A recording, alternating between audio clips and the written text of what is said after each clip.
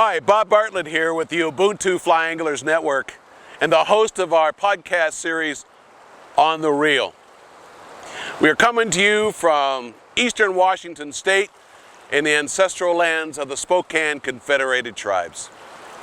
In case you don't know who we are, we're a group of black and brown fly anglers and environmental activists founded in 2023 from across the country. This podcast series is consistent with our mission to make visible and to learn from other black and brown anglers and activists from across the country and Canada. So I am really excited to launch this format. Last year we were live on Instagram and we did a series of 30-minute shows. But this year we decided, thanks to many people saying, hey, why don't you try something different, something more robust? How about trying a podcast? So I'm really excited to be partnering with Ubuntu, partnering with the Northeast Youth Family Services nonprofit right here in Spokane. This is an amazing facility, and I just really appreciate their efforts to help us up our podcast game, or start one, and then up our game. So I'm right here in their podcast studio, and I'm here with our guest, Nicole Tracey Lewis. So Nicole, how are you, my friend?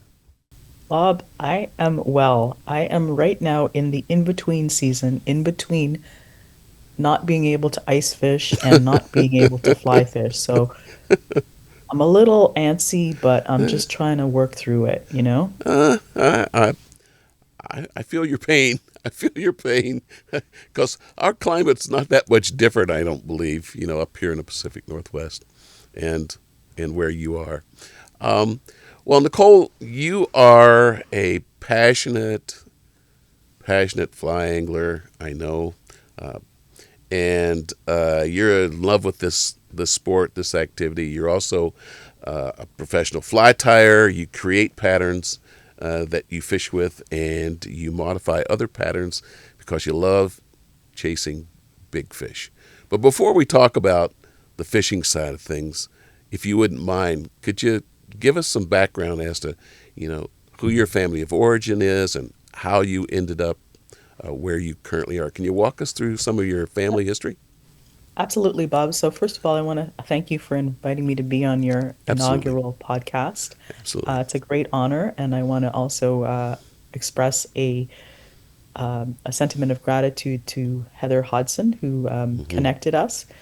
And I'm coming to you from Ottawa, Ontario, Canada. These are the ancestral unceded territory of the Algonquin and Anishinaabe people. Wow. Yeah. And I want to say a buzu to everybody in my limited Algonquin language skills. So my story begins in Montreal, and my parents came from the Caribbean, specifically Trinidad and Tobago, and they came in the 60s in search of opportunities and a better life, and many of their friends were coming to Canada to study, and so they came and they landed in Montreal. At the time, Montreal was one of the top cities in Canada to land if you were an immigrant from the Caribbean. And so they came and they studied, and they made Canada, and specifically Quebec, their home. And they weathered some referendums, and when the many other English-speaking Canadians left Quebec, they weathered it and they stayed. And so I lived most of my life in Quebec, and work has brought me to Ottawa for the last 25 years.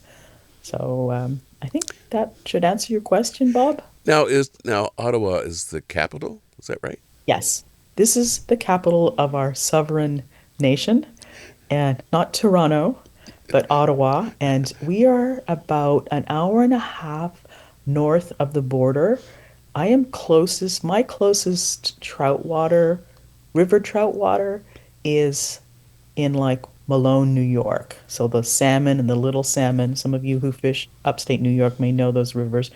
Those are the closest rivers. My home is on the Ottawa River, or in Quebec we say Outaouais or Ottawa Mm. in Algonquin. And our river here in Ottawa is has about 82 or 83 different species of fish. And I'm talking species from, minnows, dace, and whatnot, to trophy muskie in the, 50 plus inch range. And many Americans actually come up every year to fish near where I live in the east end of Ottawa to fish for trophy muskie. No. Wow.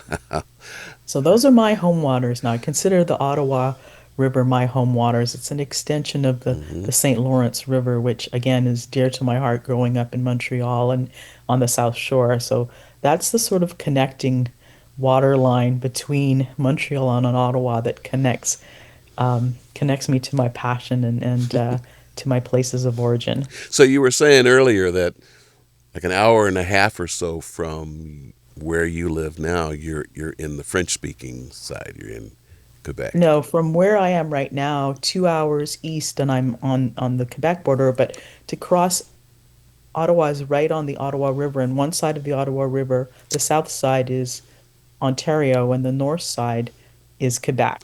Ah, okay. So we're not even maybe half an hour away from the Quebec side, That's which just Quebec is the only province in Canada with a francophone majority.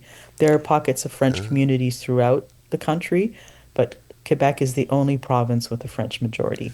uh, So French is the first language in that province. mm. Well, So I yeah. I grew up learning French, speaking English and French. Hmm. Well, I hope to someday make it make it up your way. I've never been there. Well, I take that back. I've been to Nelson, which is straight north of here, and it's really easy to get from here to there, but no further east than that. So, and it Yeah. wasn't a fishing trip. It was my wife saying we need to get out of town, and we're leaving the four children with someone, and so we went up and spent the night and came home. And so I can actually say I've been there, but that's a stretch, right? I want to come up and fish with you. So, yeah, I'm really looking forward to that. So, tell me how you got into fly fishing. Was that something you started as a child, or how did that come So about? yeah, I'd fished as a child. I'd hand lined. So my people, like I said, were from the Caribbean, so they're saltwater people, right? And so friends of my parents, we'd go and like camp or have a cottage, and they would teach us with, spinning rods and worms and stuff like that. And we lived near a quarry, and we'd take just a roll of a reel of monofilament, and we'd fish with like safety pins and catch, pumpkin seed and bluegill in the quarry, right? But I always thought it was fascinating, and I'd been fascinated by fly fishing for a long time. But it wasn't until I moved to Ottawa and my neighbor brought me a flyer, my neighbor who's an avid fly fisherman, and um, introduced my partner and I to this possibility. There's a club in Ottawa, the Ottawa Fly Fishing Society, and they were offering a course. Mm, And my spouse and I did the course together, mm. and I was hooked, and they weren't. So to So, speak, you were, so to speak. yeah, excuse the pun, right? So, I've been fishing now, fly fishing, about 10 years, and I went all in. I started tying right at the beginning, and tying more and more, and fishing as much as I could. And I travel now. When I travel, it's predominantly to fish. Like I just want to fish all of the lakes, all of the rivers that I can. I've been to Gaspé to fish for Atlantic salmon. I have been to Newfoundland to fish for Atlantic salmon. I've been to Iceland to fish for browns, ice age browns, and Arctic char. I've fished New York, like I said. I've fished Ohio and Pennsylvania, West New York. Um, yeah, so I think that answers your question. Oh, well, Or it I does, and you ramble need on. all these places that I can only hope to fish someday. So that's even in the states, right? I don't typically go very far from home because we have such diversity here as far as species as well, and rivers and lakes. And so I don't have to venture very far to get into some premium trout fishing. Oh, yeah, you're in Steelhead Mecca, aren't you? Right, which reminds me of something here, just a little bit of a side track here. You and I had a conversation once about steelhead, and because I know that's what you love to do. I know you love to chase big fish with big flies, which we have that in common. I love to chase them too. But you Absolutely. tend to chase them and catch them. I just keep chasing them. but um, you were talking about steelhead one day, and we were just having a conversation one evening, and you were mentioning where you were fishing, and I'm like, steelhead. So here in the Pacific Northwest, our steelhead are go to salt and come back, and that's when we, Ocean run fish. when they're here. And I think you were mentioning your steelhead. You showed a video or something. You were in Michigan, was it Michigan or Oh, Ohio? Ohio. Ohio. And I'm Yeah. like, okay, last time I checked, Scary, I know scary cherries. geography's not my strong suit, but I'm like, where does that fish come from? As far as saltwater, because my only reference to steelhead is salt to So fresh, and yours are lake. Well, Great you Lakes. tell me. Yeah. Yeah. So there are migratory rainbows that live in the Great Lakes and that they run the tributaries of Lake Superior, Lake Huron, Lake Ontario, basically all the Great Lakes. And, Mm. they're genetically the same as the ocean run fish.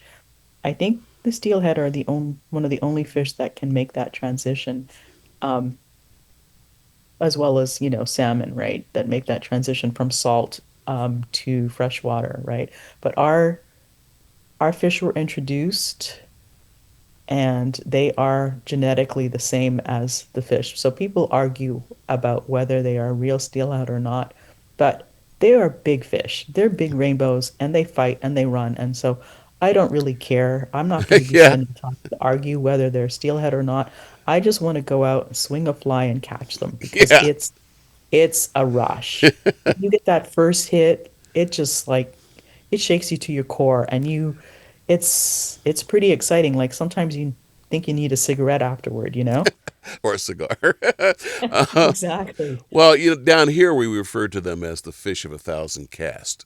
I don't know if that's true in your experience, but people down here talk about the their fish of a thousand casts. I think the Pacific steelhead, the real, the ocean run fish are notoriously more difficult to catch.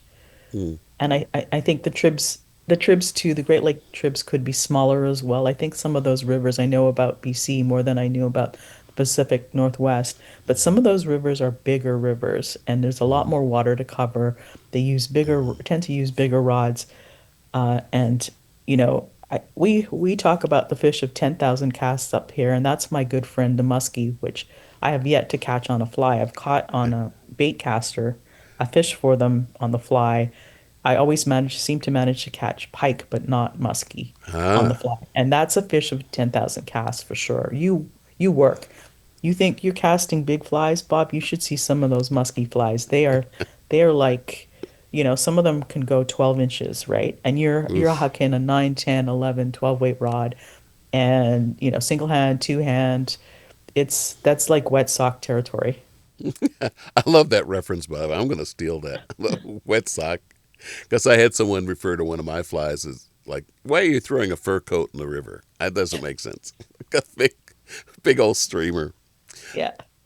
So you have a lot of experience in both Canada, fishing all over Canada, fishing through the ice. You also use flies through the ice, right? You tie your own ice I patterns? do. I do. I that's part for me that's part of the appeal of ice fishing is to continue my tying incentive to tie during the winter, get outside where I can go, I take my dog out with me and we walk and I fish with a couple of crazy 80-year-old guys and they are just gonzo. I go and work out to keep up with them because they do all kinds of crazy things to go ice fishing and they hike in long distances. They walk through long lakes. They stand all day. They're just like indomitable. And I love them to bits. And I'm so honored when I get to go fish with them. They take me under their wing. And I consider that I have a fledgling ice game. I think I have a pretty good fly fishing lake game. My river game isn't too bad. I can like Euro with the best of them, swing some flies. And my steelhead game I think is pretty good. But I think you still have a lot to learn about river fishing, trout, dry fly presentation in particular. Mm. We don't get to do a lot of that. You go to the Catskills.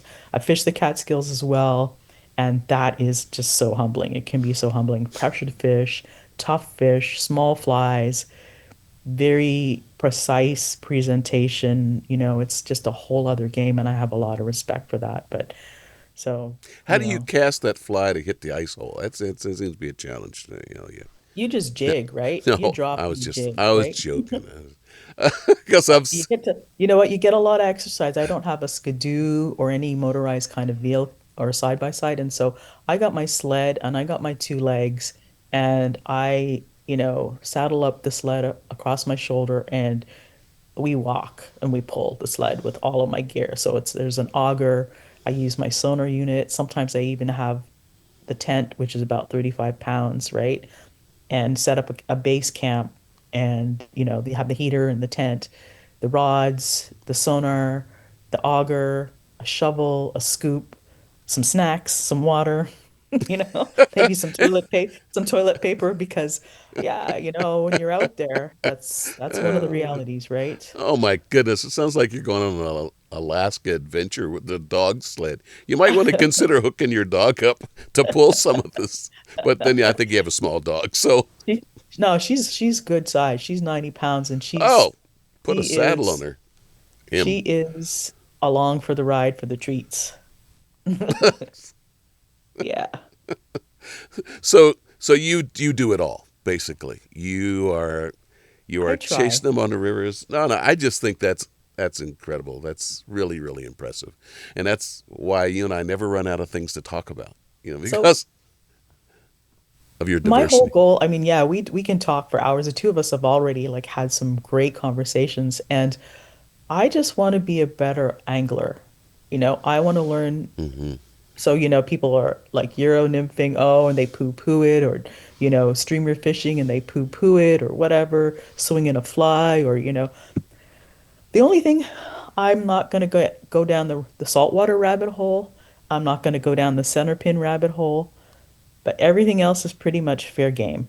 And I just want to be a better angler. I want to get out there and I just love to catch fish. I don't care. Like I've gone for fall fish on the fly. I'll catch bass on the fly, striped bass. I'd like to learn how to I fish for catfish.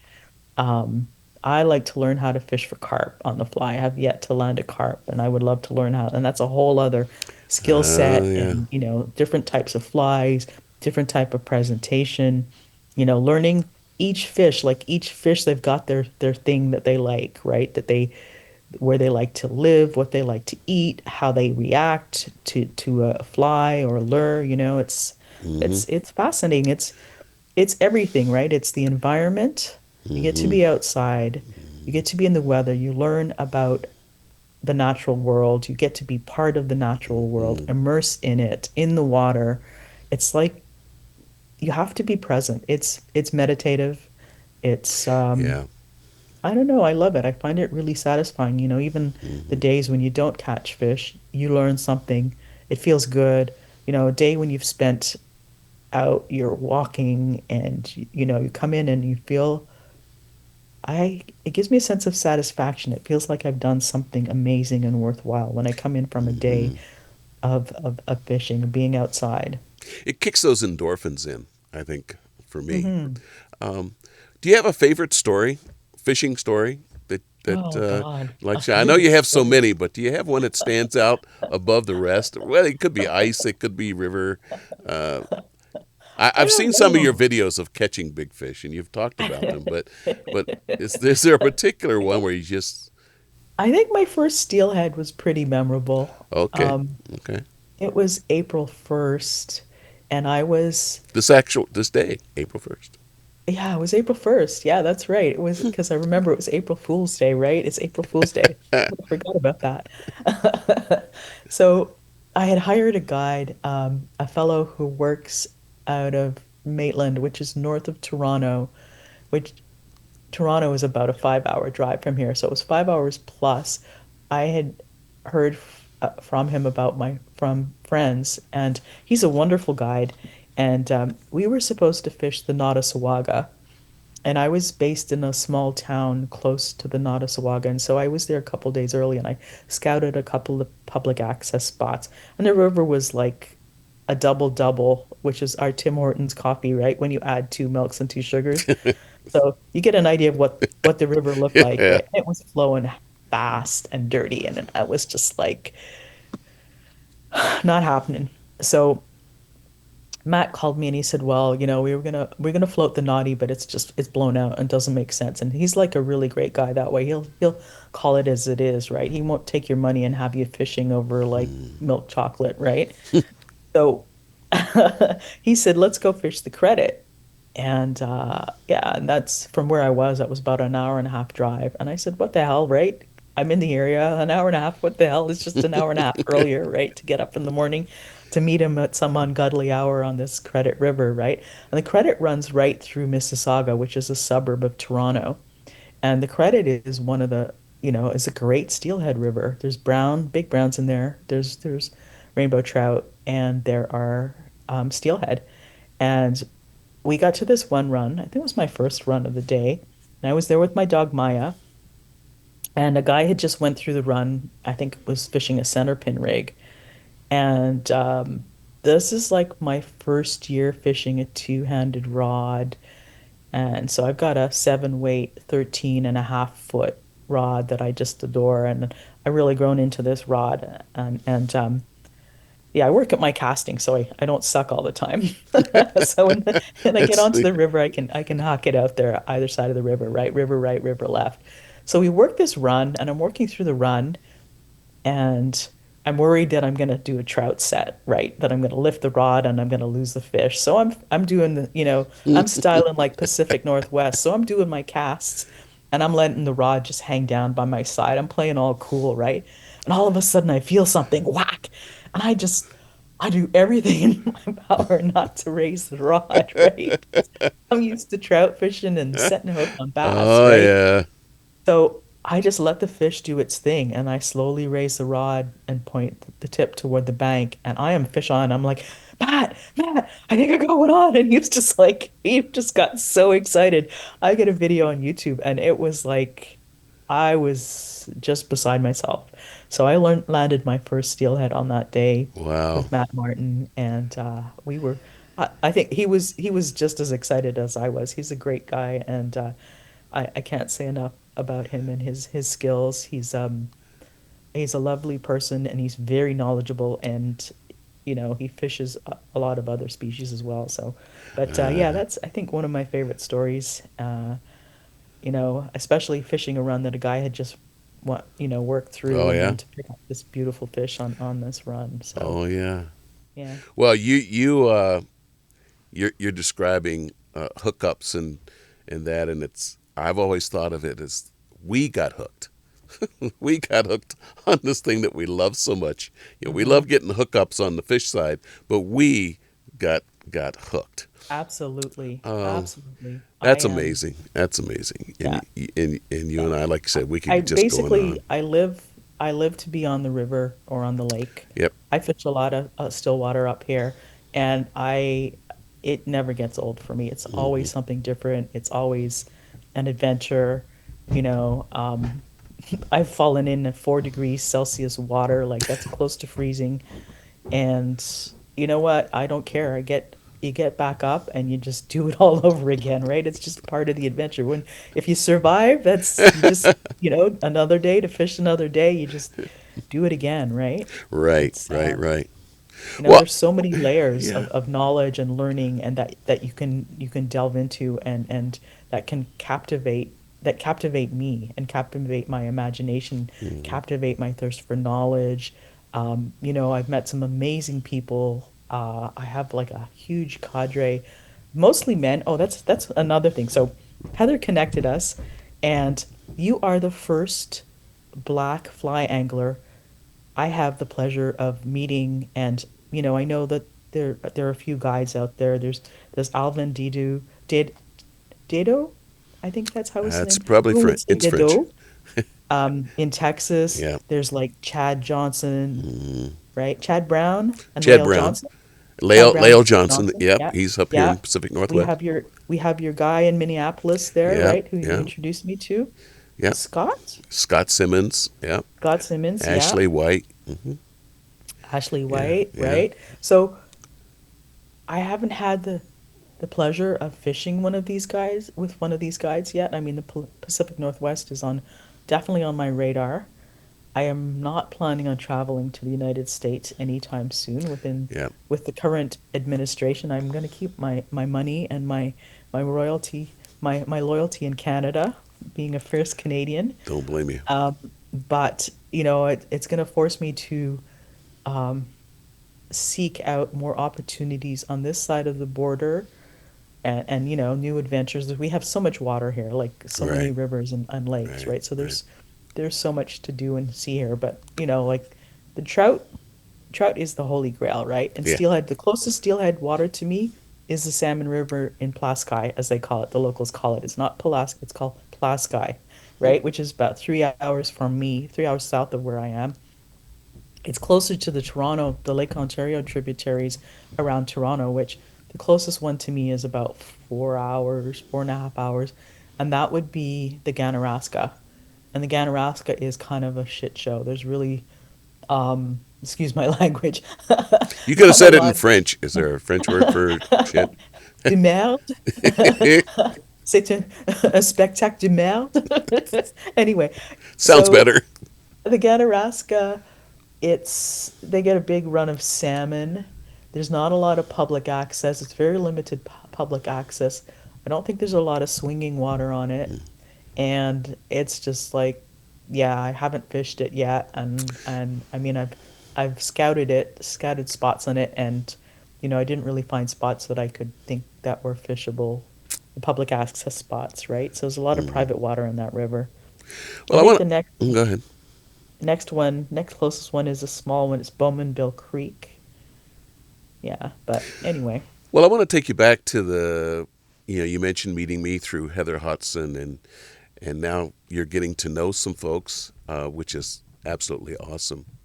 Other folks like us that are in this Mm. industry. And as I mentioned to you once in a conversation when Ubuntu started in 2023, we had no idea that there were so many of us out there.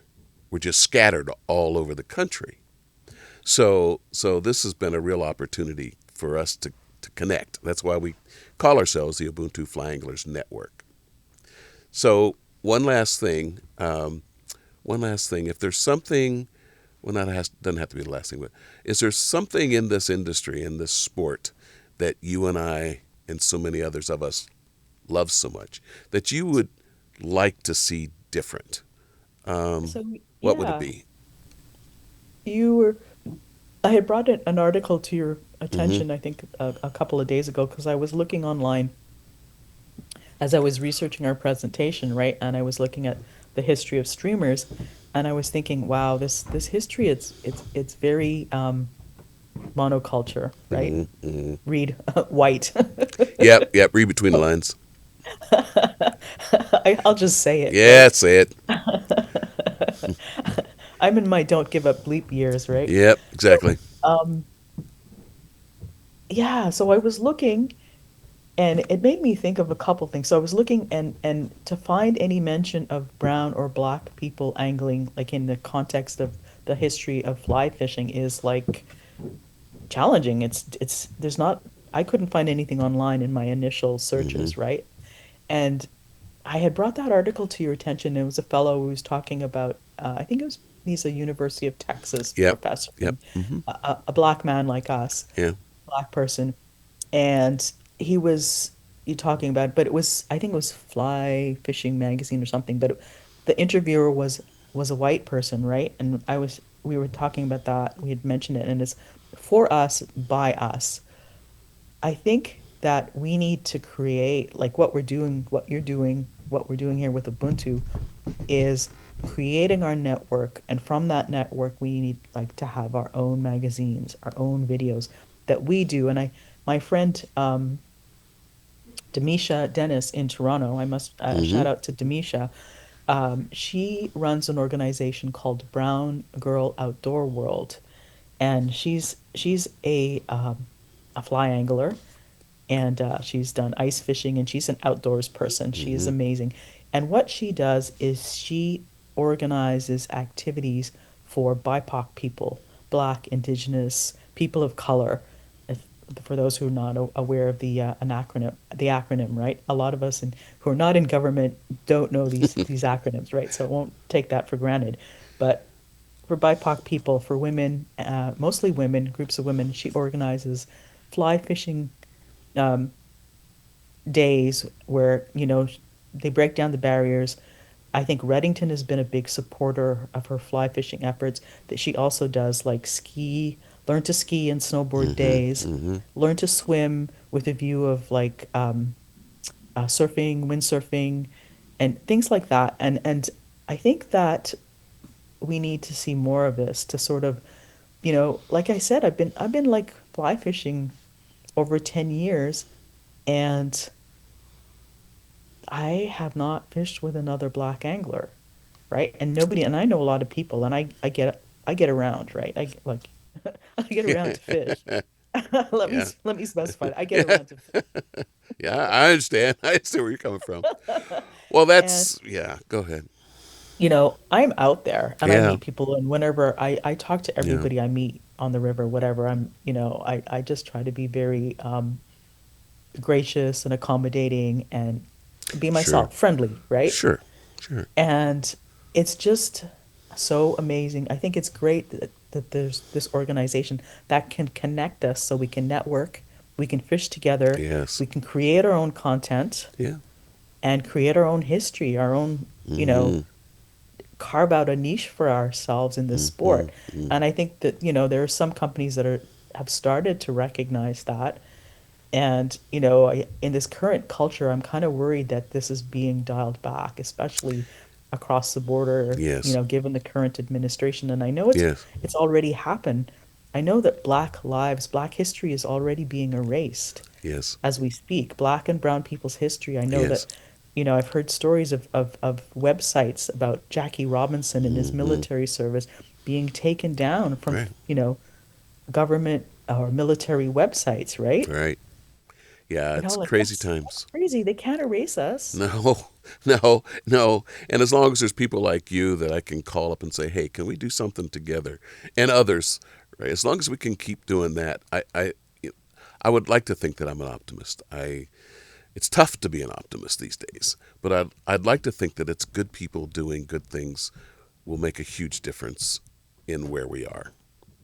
I agree So, completely. so we have a lot of work to do, and again, it's nothing against where we are now as far as an industry goes, but there's so much room for a lot of different voices in the industry and out on the rivers. Because, like you, many of us we fish in predominantly white places and we're parts of organizations that are overwhelmingly white, uh, and we Hmm. fish overwhelmingly white places. So it's a Hmm. bonus whenever we get a chance to fish together. So I'm really looking forward to that time when you and I can when chuck big streamers side by side and trying to Me get some too. hookups. So Me too. And I'm looking forward to the time I can bring you out on the ice and convert you to. yeah, we need to talk about that. Yeah, we're gonna have a you're gonna have to do a real sell job to get me done. And there's some things as I tell my folks, black folks, I don't know. Did ice fish? I don't know. It's like bowling. Don't do that either. Uh, Hey, like Eldridge Cleaver, right? Soul on ice, man. Solo nights, well, that I get, yes. Well, Nicole Tracey Lewis, this has been awesome. I really appreciate you and all that you do. We're like family now. I feel like we've gotten very Absolutely, close and Bob. over the past months, and we're doing a show here real soon. Our own educational program on streamer fishing coming up. So folks should That's right. should That's tomorrow. yeah, that's tomorrow. So too late now for folks to know about that, probably by the time this airs, but we'll be doing a show together on streamer fishing. So, Yeah, well, actually, tomorrow's the first. oh, is it? Okay, Yeah. I don't know. I, I Today's I've the been 31st. we're Tomorrow's the you first. and I are both retired. Every day's Saturday to me. I get I have to ask people what day it is. But anyway, I appreciate you so much and really enjoy our time together whenever we have a chance to do it. So that's our show for this evening, and again with Nicole Tracey Lewis talking about her Canadian experience, eh? And do you notice how I had put that in there? Hey, did I say that No, once? no, but I felt the need to say it. And it's been a wonderful, wonderful show. So thank you, everyone, for watching this episode of On the Reel. Part of our reason for being as Ubuntu is to make the invisible of us visible and to have some real conversations with folks like us. So thank you very much for checking us out on this podcast series. You can see us on our YouTube channel. You can follow us on Facebook. Please do. You can also write to me directly at ubuntuflyanglers@gmail.com. So again, thanks so much for joining us on the Reel.